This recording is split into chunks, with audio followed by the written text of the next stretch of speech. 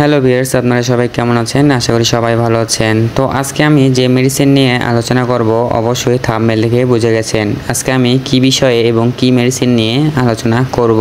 তো ভিউয়ার্স, আজকে আমি আলোচনা করব এলাইস লোশন নিয়ে। এটি বাংলাদেশের সুনামধন্য কোম্পানি স্কয়ার ফার্মাসিউটিক্যাল লিমিটেড বাজারে নিয়ে এসেছে। তো ভিউয়ার্স, আজকে আমরা আলোচনা করব এই এলাইস লোশন নিয়ে। তার আগে ভিউয়ার্স, যে কোনো মেডিসিন সেবন বা ব্যবহার করার আগে অবশ্যই একজন রেজিস্টার্ড চিকিৎসকের পরামর্শ নেবেন। এবং এই ভিডিওটি যদি আমার ইউটিউব চ্যানেল থেকে দেখে থাকেন অবশ্যই চ্যানেলটি সাবস্ক্রাইব করে পাশে থাকবেন। এবং আমার ফেসবুক পেজ থেকে যদি ভিডিওটা দেখে থাকেন অবশ্যই পেজটি ফলো দিয়ে সাথে থাকবেন। তো ভিউয়ার্স, এখন আমরা আলোচনা করব এলাইস লোশন নিয়ে। তো ভিউয়ার্স, আজকে আমরা আলোচনা করব এলাইস লোশনের নির্দেশনা, মাত্রা ও ব্যবহারবিধি, প্রতিনির্দেশনা, সতর্কতা, পার্শ্ব প্রতিক্রিয়া, গর্ভকালীন ও স্তন্যদানকালীন সময়ে এটির ব্যবহার, এছাড়াও উকুনের বিস্তার রোধে প্রয়োজনীয় তথ্য সম্পর্কে আলোচনা করব এবং পরামর্শ দিব। তো ভিউয়ার্স, এখন আমরা আলোচনা করব নির্দেশনা সম্পর্কে। এটি 6 মাস বা তার বেশি বয়সী রোগীদের মাথার উকুন সংক্রমণের চিকিৎসার জন্য নির্দেশিত। তো ভিউয়ার্স, এখন আমরা আলোচনা করব মাত্রা ও ব্যবহারবিধি সম্পর্কে। এলাইস লোশন শুধুমাত্র মাথা ও মাথার চুলে ব্যবহারের জন্য, এটি মুখে, চোখে এবং যোনিতে ব্যবহারের জন্য নয়। এলাইস লোশন শুষ্ক চুলে পর্যাপ্ত পরিমাণে ব্যবহার করতে হবে যাতে চুল ও মাথার ত্বক সম্পূর্ণ আবৃত হয়। লোশনটি 10 মিনিট মাথায় রেখে পানি দিয়ে ধুয়ে ফেলতে হবে। টিউবটি শুধুমাত্র একবার ব্যবহারের জন্য, চোখের সংস্পর্শ এড়িয়ে চলতে হবে।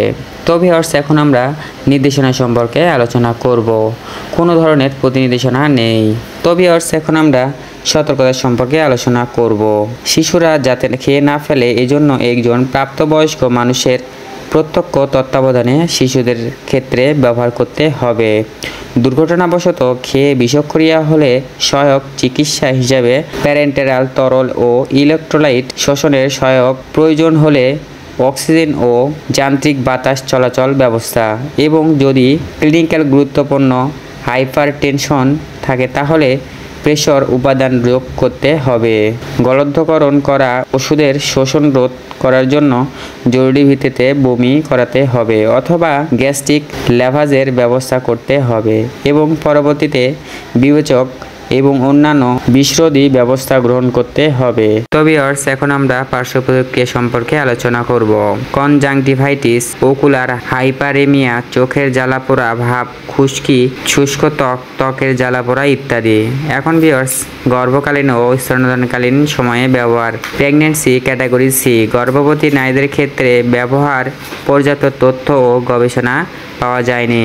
গর্ভকালীন সময়ে এটি তখনই শুধু ব্যবহার করা উচিত যখন ভ্রূণের সম্ভাব্য ঝুঁকির থেকে ব্যবহারের উপকারিতা বেশি হয়। স্তন্যদানকারী নারীদের ক্ষেত্রে এই লোশন ব্যবহারে সাবধানতা অবলম্বন করতে হবে। তো ভিউয়ার্স, এখন আমরা উকুনের বিস্তার রোধে প্রয়োজনীয় পরামর্শ সম্পর্কে আলোচনা করব। যাদের মাথায় জীবিত উকুন আছে তাদের মাথার সংস্পর্শে আসা থেকে বিরত থাকতে হবে।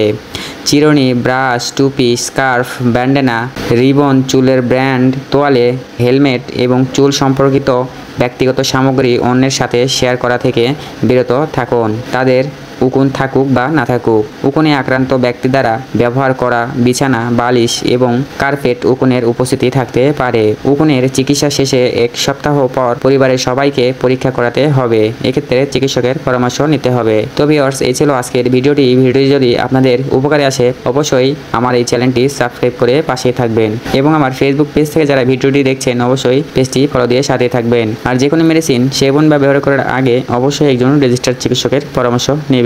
ভালো থাকবেন, সুস্থ থাকবেন।